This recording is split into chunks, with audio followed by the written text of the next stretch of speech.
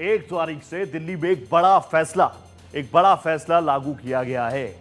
दिल्ली वासियों को भी अलर्ट किया गया है कि अगर आप 10 साल पुरानी डीजल गाड़ियां और 15 साल पुरानी पेट्रोल गाड़ियों का इस्तेमाल कर रहे हैं तो अब आप रुक जाइए।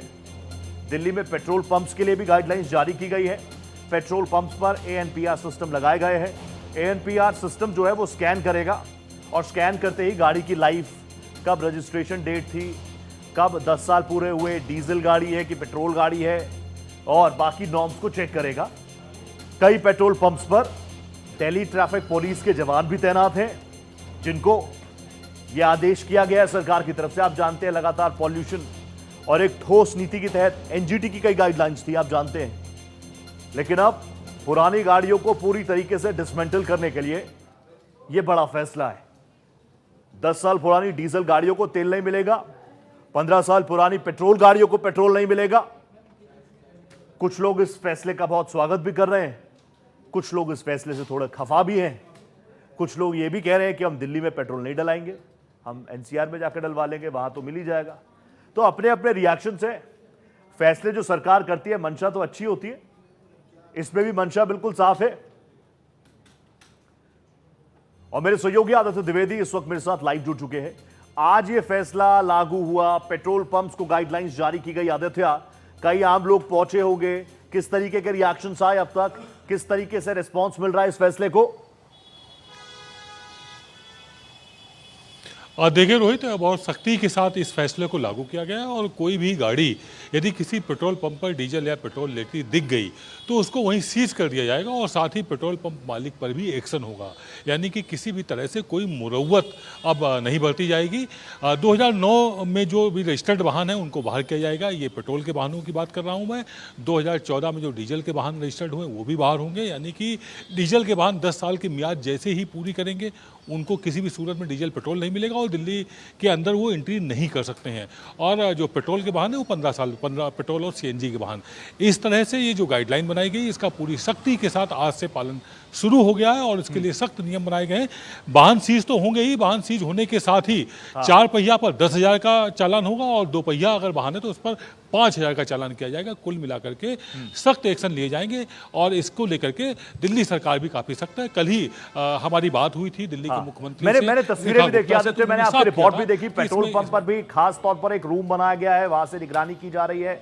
वहां पर हाई रेजोल्यूशन की कैमराज हैं। कुछ नहीं करना, वो कैमराज अपने आप नंबर प्लेट को आंकेंगे, जांचेंगे और सारी डिटेल सामने आ जाएगी। पूरी तरीके से गाइडलाइंस क्लियर है पेट्रोल पंप के लिए।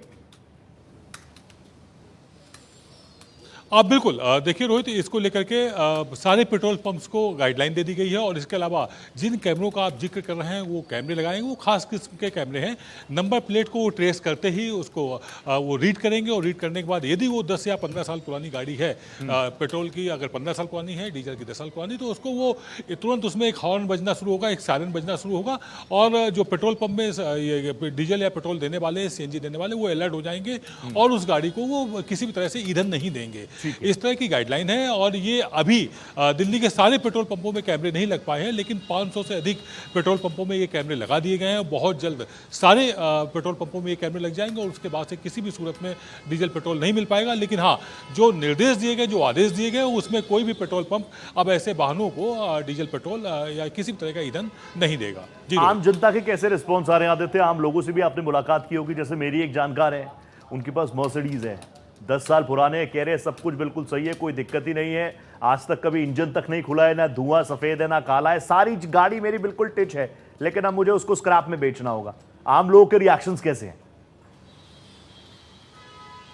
देखिए, आम लोगों का जो रिएक्शन है उसमें उनका दुख भी है, कहीं ना कहीं उनका दर्द भी है। तमाम गाड़ियों के साथ इमोशंस भी जुड़े हुए हैं। मालूम पड़ा किसी के पिता ने किसी को गाड़ी गिफ्ट दी हुई थी, वो उसको रखना चाहता है, लेकिन अब ऐसे में नियम है, सख्ती है, तो उनको ये बाहर देना पड़ेगा। और कौड़ियों के दाम, जो यहाँ पर स्क्रैप का जो कॉन्ट्रैक्ट लिए हुए लोग हैं, वो दिल्ली के बाहर ले जा करके उसको जब बेचते हैं या उसको किलो के हिसाब से उसकी कीमत देते हैं।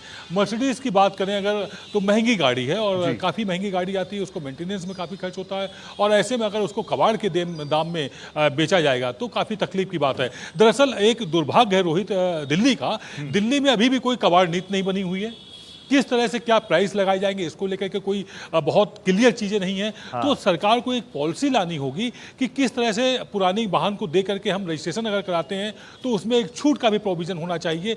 इस तरह की पॉलिसी ऑब्वियसली सारे रिएक्शंस हैं जनता के बीच की बात है, इसलिए भारत एक्सप्रेस पर है। आदित्य, आप जुड़े मेरे साथ, बहुत धन्यवाद आपका, थैंक यू सो मच, नजर आप बना रखिएगा।